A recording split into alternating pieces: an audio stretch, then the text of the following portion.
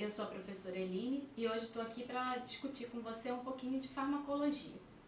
A farmacologia ela é uma disciplina muito difícil e, na verdade, a dificuldade muitas vezes vem antes da própria farmacologia. Então, a proposta da aula de hoje é uma introdução do sistema nervoso periférico, para a gente depois discutir a farmacologia do sistema nervoso periférico propriamente dita.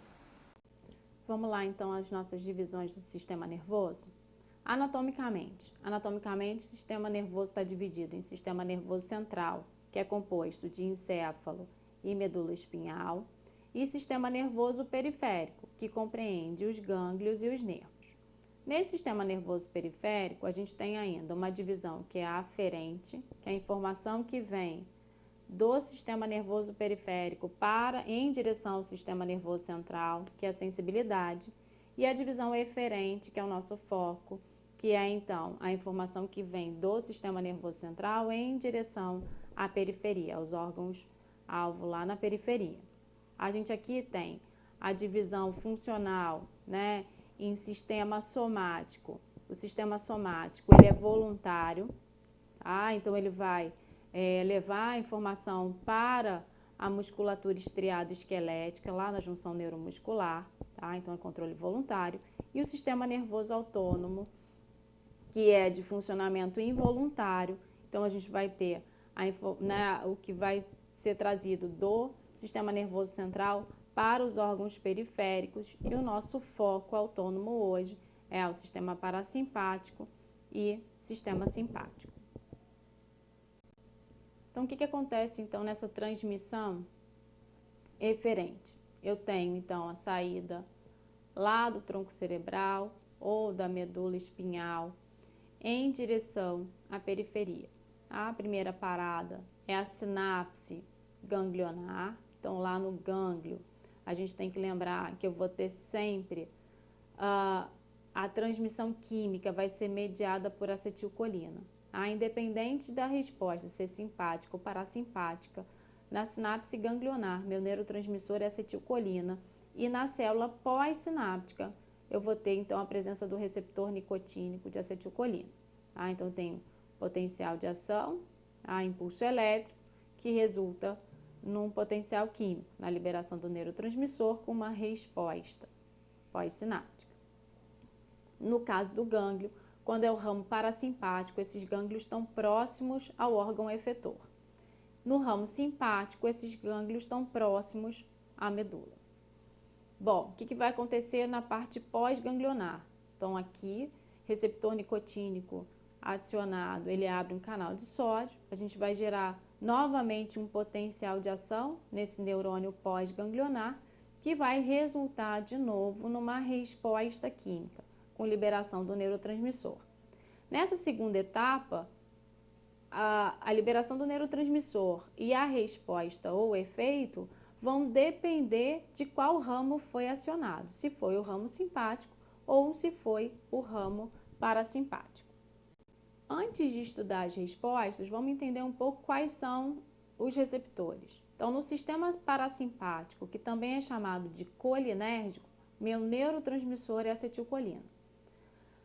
Os receptores nicotínicos de acetilcolina são receptores ionotrópicos. O que significa isso? À medida que a acetilcolina se liga nesse receptor, a gente tem a abertura de um canal de sódio e entrada de sódio na célula pós-sináptica. Eles estão presentes no gânglio, como a gente viu, na junção neuromuscular, que é o sistema somático, e também estão presentes no sistema nervoso central. Nos órgãos-alvo, coração, olhos, pulmão, os receptores são muscarínicos. Esses receptores muscarínicos, eles são metabotrópicos. Então, só lembrando que os receptores metabotrópicos são aqueles acoplados à proteína G, que gera uma cascata de eventos que é um pouco mais lenta do que os ionotrópicos. M1, M3 e M5, eles ativam uma proteína GQ, que ativa a fosfolipase C, e que após os eventos resulta no aumento de cálcio. Já M2 e M4, eles ativam a proteína GI, uma G inibitória, que inibe a adenilato ciclase, e como resposta final a gente tem diminuição da quantidade de AMP cíclico. Já no sistema simpático, que também é chamado de noradrenérgico, adrenérgico, nossos neurotransmissores são noradrenalina, adrenalina, dopamina. Quem são os receptores? Lembrem-se sempre que os receptores do sistema simpático, eles são todos metabotrópicos, alfa 1, alfa 2, beta 1, beta 2 e beta 3. Alfa 1 ativa uma proteína GQ, a cascata da fosfolipase AC com aumento de cálcio. Alfa 2 está na célula pré-sináptica, ele regula, faz feedback negativo, ele ativa uma proteína G inibitória, que inibe a adenilato ciclase, diminui a quantidade de AMP cíclico. Beta 1, beta 2 e beta 3 ativam proteína G estimulatória, que ativa a adenilato ciclase, resultando em aumento de AMP cíclico na célula. Aqui a gente está vendo a sinapse lá a nível de órgão efetor. Então, esse aqui é o neurônio pós-ganglionar. Então, vem o potencial de ação pelo neurônio pós-ganglionar. Abre um canal de cálcio regulado por voltagem, né, que vai fazer com que a vesícula sináptica, que nesse caso carrega acetilcolina, porque é parasimpático, se funda com a membrana e libere essa acetilcolina na fenda sináptica. A acetilcolina, então, vai se ligar ao receptor pós-sináptico. Lembra que aqui a gente já está no órgão-alvo. Imagina, coração. Então, se for coração, M2. Receptor metabotrópico, que acopla com a proteína G, aqui no caso, uma proteína G inibitória. Uma vez que houve a resposta no órgão-alvo, aqui se fosse M2 no coração, a gente teria como resposta uma bradicardia. Depois que essa resposta ocorre, esse neurotransmissor não vai ficar eternamente na fenda sináptica, ele vai ser retirado da fenda. No caso da acetilcolina, a gente tem então a acetilcolinesterase, que é uma enzima que vai degradar a acetilcolina em acetato e colina. Esse acetato e colina depois vão ser reaproveitados. Por outro lado, se a gente estiver no sistema simpático, então aqui neurônio pós-ganglionar, então eu tenho uma abertura, eu tenho potencial de ação, resultando na abertura de canal de cálcio regulado por voltagem. No caso do sistema simpático aqui, noradrenalina. O que vai acontecer? Uma vez que a noradrenalina se liga ao receptor adrenérgico, vamos pensar, se o meu órgão efetor é o coração, se ligando a beta 1 no coração, ele vai produzir uma resposta. Quem é essa resposta? Então, cronotropismo, taquicardia, aumento de força de contração, então, efeito inotrópico positivo. Essa resposta cardíaca esperada para o sistema simpático, de luta e fuga. Da mesma forma que lá no parasimpático, esse neurotransmissor não vai ficar aqui na fenda sináptica de eterno. No caso da noradrenalina, a gente tem um sistema de recaptação pelo transportador NET, ela volta para dentro da célula e aqui dentro vai ser degradada pela MAL. Ela pode também se difundir da fenda ou ser degradada pela catecol ou metiltransferase. Bom, qual é a minha dica para você? A minha dica para você é o seguinte: se simpático e parasimpático são sistemas antagônicos, a gente não precisa ficar decorando os dois. Vamos pegar o simpático. O simpático é a nossa reação de luta e fuga. Você vai fazer uma prova. O que vai acontecer? Desespero. O medo. Luta e fuga. Você não pode fugir e você também não pode lutar. Então, quais são as sensações que você tem naquele momento? Sua sensação é coração, taquicardia, medo, você fica branco de medo, pálido de medo. Por quê? Vasoconstrição. Então tudo isso a gente vai estar vendo agora nesse próximo slide. Então foca no simpático e se lembra que o parasimpático vai ser exatamente o oposto.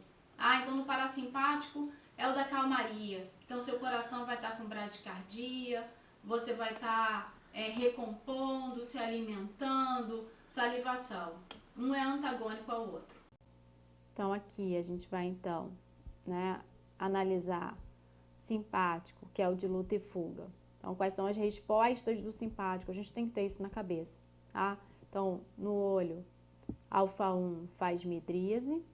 A alfa 1 nos vasos vai fazer vasoconstrição, ou seja, aumento da resistência vascular periférica e aumento da pressão arterial.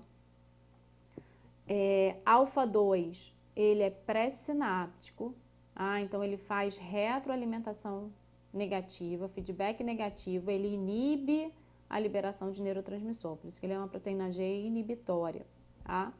Beta 1 no coração, aumento de frequência, então aumento de cronotropismo, aumento de força de contração, inotropismo positivo.